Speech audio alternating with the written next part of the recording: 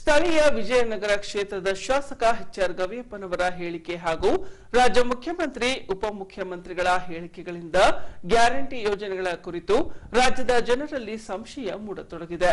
ಹಾಗಾಗಿ ರಾಜ್ಯ ಸರ್ಕಾರ ಗ್ಯಾರಂಟಿ ಯೋಜನೆಗಳ ಕುರಿತು ಉಲ್ಬಣಿಸಿರುವ ಸಂಶಯವನ್ನ ನಿವಾರಿಸಬೇಕೆಂದು ಕೆಆರ್ಎಸ್ ಪಕ್ಷದ ಸದಸ್ಯ ಪಾಯ ಗಣೇಶ್ ರವರು ಸುದ್ದಿಗೋಷ್ಠಿ ಮೂಲಕ ರಾಜ್ಯ ಸರ್ಕಾರಕ್ಕೆ ಒತ್ತಾಯಿಸಿದ್ದಾರೆ.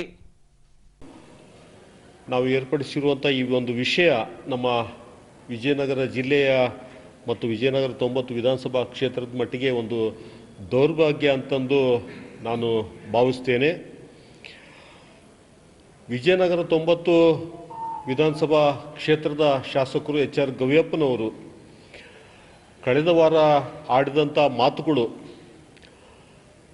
ಸರ್ಕಾರದ ಮಟ್ಟದಲ್ಲಿ ಹೋಗಿ ಕೇಳಬೇಕಾದಂಥ ಒಬ್ಬ ಶಾಸಕರಾಗಿ ಶಾಸನ ಸಭೆಗಳಲ್ಲಿ ತಮ್ಮ ಹಕ್ಕುಗಳನ್ನು ಮತ್ತು ಅವಕಾಶಗಳನ್ನು ಬಳಸಿಕೊಂಡು ಈ ಕ್ಷೇತ್ರಕ್ಕೆ ಬರಬೇಕಾದಂಥ ಅನುದಾನಗಳನ್ನು ತರಬೇಕಾದಂಥ ಒತ್ತಾಯ ಮಾಡಬೇಕಾದಂಥ ಆಗ್ರಹಪಡಿಸಬೇಕಾದಂಥ ಒಬ್ಬ ಶಾಸಕರು ಒಬ್ಬ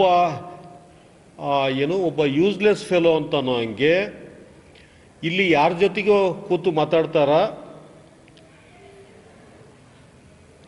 ಒಬ್ಬ ಶಾಸಕರಾಗಿ ಏನು ಕೆಲಸ ಮಾಡಬೇಕನ್ನುವಂಥ ಒಂದು ಕನಿಷ್ಠ ಪ್ರಜ್ಞೆ ಕೂಡ ಎಚ್.ಆರ್. ಗವಿಯಪ್ಪನವ್ರಿಗೆ ಇಲ್ಲ ಅನ್ನುವಂಥದ್ದು ಇದರಿಂದ ಸಾಬೀತಾಗುವಂಥದ್ದು. ಬೇರೆಲ್ಲ ಶಾಸಕರಿಗೆ 70ರಿಂದ 80 ಕೋಟಿಗಳು ಬರ್ತದೆ. ಆದರೆ ನಮ್ಮ ಕ್ಷೇತ್ರಕ್ಕೆ ವಿಜಯನಗರ 90 ವಿಧಾನಸಭಾ ಕ್ಷೇತ್ರ ಏನು ಹೊಸಪೇಟೆ ತಾಲೂಕಿದೆ, ಈ ಕ್ಷೇತ್ರಕ್ಕೆ 20 ಕೋಟಿ ಮಾತ್ರ, ಈ ವರ್ಷ 25 ಕೋಟಿ ಮಾತ್ರ ಬಂದಿರುವಂಥದ್ದು. ಕಳೆದ ವರ್ಷ 2023-24 ಆರ್ಥಿಕ ವರ್ಷದಲ್ಲಿ 20 ಕೋಟಿ ಬಂದಿತ್ತು ಹೋದ ವರ್ಷ. ಈ ಸರಿ 25 ಕೋಟಿ ಬಂದತ್ತಂತಂದು ದುರಂತ ಅಂತಂದರೆ ಅವ್ರು ಭಾಳ ಸ್ಪಷ್ಟವಾಗಿ ಹೇಳ್ತಾರೆ. ನಿನ್ನೆವರೆಗೆ ಏನು ಕೆಲಸಗಳಾಗ್ಯತ ಅದೆಲ್ಲ ಕೂಡ ಹಿಂದೆ ಇದ್ದಂಥ ಶಾಸಕರು ಯಾರು ಅನಂತ್ ಸಿಂಗ್ ಅವರು ಅವರ ಕೆಲಸಗಳನ್ನು ನಾವು ಮಾಡ್ಕೊಂಡು ಬರ್ತಾ ಇದ್ದೀವಿ ಅಂತಂದು. ಅಂದರೆ ಸುಮಾರು 1.5 ವರ್ಷಗಳ ನಂತರ ಕೂಡ ಕಾಂಗ್ರೆಸ್ ಸರ್ಕಾರ ಪೂರ್ಣ ಬಹುಮತದೊಂದಿಗೆ ಆಡಳಿತ ನಡೆಸ್ತಾ ಇದ್ದು, ಈಗ ನೋಡಿದರೆ 3 ಬೈ ಎಲೆಕ್ಷನ್ನಲ್ಲಿ 3 ಕೂಡ ತಗೊಂಡಿದ್ದಾರೆ. ಆ ಶಾಸಕರು ಕೂಡ ನೂತನವಾಗಿ ಕಾಂಗ್ರೆಸ್ ಶಾಸಕರು ಆಗಿ ಬಂದಿರುವಂಥದ್ದು. ಇಂಥವರಿಗೆ ಒಂದು ಅನುದಾನ ತರುವಂಥ ಕನಿಷ್ಠ ಪ್ರಜ್ಞೆಗಳು, ಕನಿಷ್ಠ ಜ್ಞಾನಗಳು ಕೂಡ ಇಲ್ಲ ಅನ್ನುವಂಥದ್ದು ಇದರಿಂದ ಸ್ಪಷ್ಟವಾಗ್ತದೆ. 3,70,000 ಕೋಟಿಯ ಈ ಬಜೆಟ್ ಒಳಗಡೆ ಕರ್ನಾಟಕ ಸರ್ಕಾರದ ಈ ವರ್ಷದ ಬಜೆಟ್ 3,70,000 ಕೋಟಿ ಒಳಗೆ ಸರಿ ಸುಮಾರು 56,000 ಕೋಟಿಯನ್ನ ಇದಕ್ಕಾಗಿ ಈ 5 ಗ್ಯಾರಂಟಿ ಯೋಜನೆಗಳಿಗೋಸ್ಕರ ಮೀಸಲಿಟ್ಟಿರುವಂಥದ್ದು. ಹಾಗಾಗಿ ಇಲ್ಲಿ ಬೇರೆ ಏನು ಕೊಡಲಿಕ್ಕೆ ಸಾಧ್ಯ ಆಗ್ತಾ ಇಲ್ಲ ಅಂತಂದು ಒಬ್ಬ ಬೇಜವಾಬ್ದಾರಿ ಹೇಳಿಕೆಯನ್ನು ಶಾಸಕರು ಕೊಟ್ಟಿರುವಂಥದ್ದು.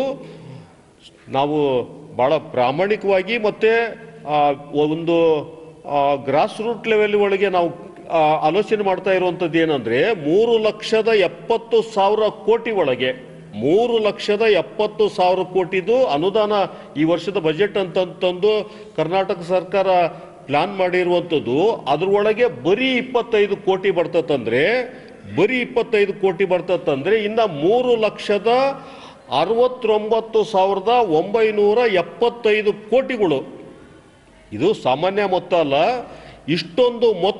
ಇಷ್ಟೊಂದು ಮೊತ್ತ ಎಲ್ಲಿ ಹೋಗ್ತಾ ಇದೆ ಅಂತಂದ್ರೆ ಅದರೊಳಗೆ 56,000 ಕೋಟಿ ಇದಕ್ಕೋಸ್ಕರ ಹೋಗ್ಯತ್ತಂತಂದ್ರೆ ಒಂದು ವಿಧಾನಸಭಾ ಕ್ಷೇತ್ರ ವಿಜಯನಗರ 90 ವಿಧಾನಸಭಾ ಕ್ಷೇತ್ರಕ್ಕೆ ಬರೀ 20-25 ಕೋಟಿಗಳು ಮಾತ್ರ ಬರ್ತದಂದ್ರೆ ಏನಾಗ್ತಾ ಇದೆ ಉಳಿಕಿದ್ದು ದುಡ್ಡುಗಳು ಅಂತಂದು.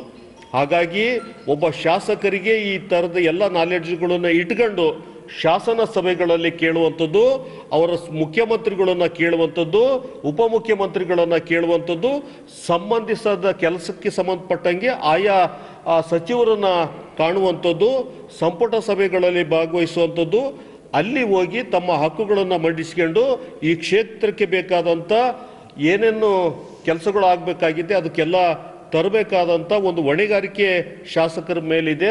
ಆದರೆ ಅಂಥ ಒಂದು ಹೊಣೆಗಾರಿಕೆಯನ್ನು ಪ್ರದರ್ಶನ ಮಾಡಲಾರ್ದಂಗೆ ಇಲ್ಲಿ ನೋಡಿದರೆ ಯಾವುದೋ ಕಟ್ಟೆ ಪುರಾಣ ಮಾತಾಡ್ತಿರ್ತಾರೆ ಯಾರ್ಯಾರ ಜೊತೆಗೂ ಅಂತಂದು. ಅಂದರೆ ಒಬ್ಬ ಶಾಸಕರಾಗಿ ಯಾವ ವಿಷಯವನ್ನ ಎಲ್ಲಿ ಮಾತಾಡ್ಬೇಕು ಅನ್ನುವಂಥ ಕನಿಷ್ಠ ಪ್ರಜ್ಞೆ ಕೂಡ ಈ ಒಂದು ಶಾಸಕರಿಗೆ ಇಲ್ಲ ಅನ್ನುವಂಥದ್ದು ಇದರಿಂದ ಸ್ಪಷ್ಟ ಆಗ್ತಾ ಇದೆ.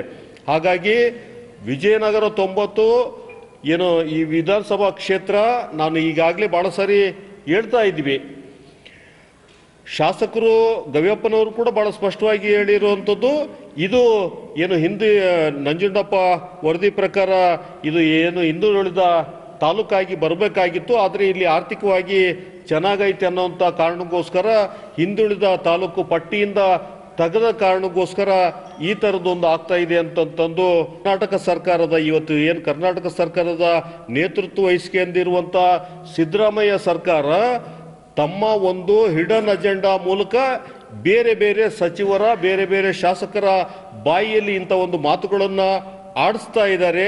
ಆ ಮೂಲಕ ಮುಂದಿನ ದಿನಗಳಲ್ಲಿ ಈ ಒಂದು 5 ಗ್ಯಾರಂಟಿ ಒಳಗೆ ಮೂರು ಗ್ಯಾರಂಟಿಗಳನ್ನ ತೆಗೆಯುವಂಥ ಪ್ರಯತ್ನಗಳು ಆಗ್ತದ.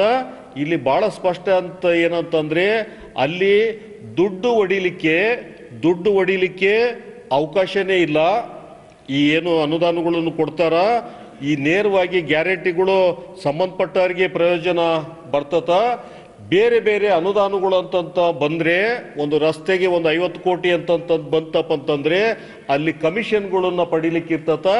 ಇದು ನೋಡಿದ್ರೆ ನೇರವಾಗಿ ಅವರವರ ಬ್ಯಾಂಕ್ ಅಕೌಂಟಿಗೆ ಹೋಗ್ತತ ಅನ್ನೋಂಥ ಕಾರಣಕ್ಕೋಸ್ಕರ ತಮಗೆ ಬರಬೇಕಾದಂಥ ಮಾಮೂಲು ಅಂತ ಏನು 40% ಕಮಿಷನ್ ಅಂತ ಏನಿದೆ ಅದು ಸಿಗ್ತಾ ಇಲ್ಲ ಅನ್ನೋಂಥದ್ದು, ಅದು ಕೂಡ ಶಾಸಕರ ಏನು ಅಸಮಾಧಾನಕ್ಕೆ ಕಾರಣ ಆಗಿರುವಂಥದ್ದು ಅನ್ನುವಂಥದ್ದು ಕೂಡ KRS ಪಕ್ಷ ಆರೋಪ ಮಾಡ್ತಿದೆ.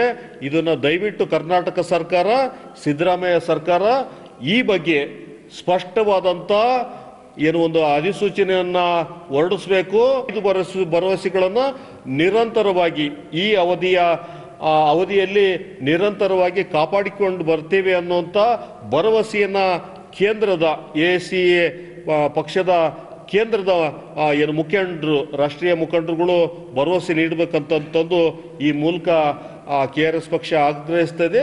ಜೊತೆಗೆ ಇಂಥ ಒಂದು ಬೇಜವಾಬ್ದಾರಿಕೆ ಹೇಳಿಕೆಗಳನ್ನು ದಯವಿಟ್ಟು ಇದನ್ನು, ಯಾಕಂದ್ರೆ ಪತ್ರಿಕೆಗಳು ಮಾಧ್ಯಮಗಳು ಅವ್ರ ಜೊತೆಗೆ ಸಂವಾದ ಮಾಡಬೇಕಾದಂಥ ಸಂದರ್ಭದಲ್ಲಿ ನಾನು ತಮಾಷೆಗೋಸ್ಕರ ಹೇಳಿದೆ ಈ ಮಾತುಗಳನ್ನು ಅಂತಂದು ಗವಿಯಪ್ಪ ಹೇಳ್ತಾ ಇರುವಂಥದ್ದು, ಅಲ್ಲಿ ಮಾತಾಡ್ತಾ ಇರುವಂಥದ್ದು ನೋಡಿದ್ರೆ ಅತ್ಯಂತ ಸೀರಿಯಸ್ ಆಗಿ ಮಾತಾಡ್ತಿರ್ತಾರ.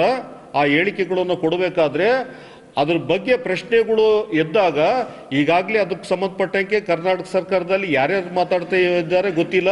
ಈಗಾಗಲೇ ಮುಖ್ಯಮಂತ್ರಿಯವರು DK ಶಿವಕುಮಾರ್ ಅವರು ಮಾತಾಡಿರ್ಬೋದು ಆ ವಿಷಯವಾಗಿ. ಹಾಗಾಗಿ ಅವರು ಈಗ ನಾನು ತಮಾಷೆಗೋಸ್ಕರ ಗ್ಯಾರಂಟಿಗಳಲ್ಲಿ 2-3 ಗ್ಯಾರಂಟಿಗಳನ್ನ ತೆಗಿಬೇಕು, ಆ ಮೂಲಕ ಮನೆಗಳನ್ನ ಕಟ್ಟಲಿಕ್ಕೆ ನಾವು ಆಲೋಚನೆ ಮಾಡ್ತೀನಿ ಅಂತಂದು ಒಂದು ತಮಾಷೆಯ ಮಾತನ್ನ ನಾನು ಹೇಳಿದ್ದೆ ಅಂತಂದು, ಅದು ತಮಾಷೆಯ ಮಾತಲ್ಲ. ಒಬ್ಬ ಶಾಸಕರಾಗಿ ಹೊಣೆಗಾರಿಕೆ ಇಟ್ಕಂಡೆ ಅವರೆಲ್ಲ ಮಾತಾಡುವಂಥ ಎಲ್ಲ ಮಾತುಗಳಿಗೆ ಅವ್ರ ಹೊಣೆಗಾರಿಕೆಯನ್ನು ಒತ್ಕೊಳ್ಬೇಕಂತಂದು ನಾವು ಆಗ್ರಹ ಪಡಿಸ್ತಾ ಇದ್ದೀವಿ.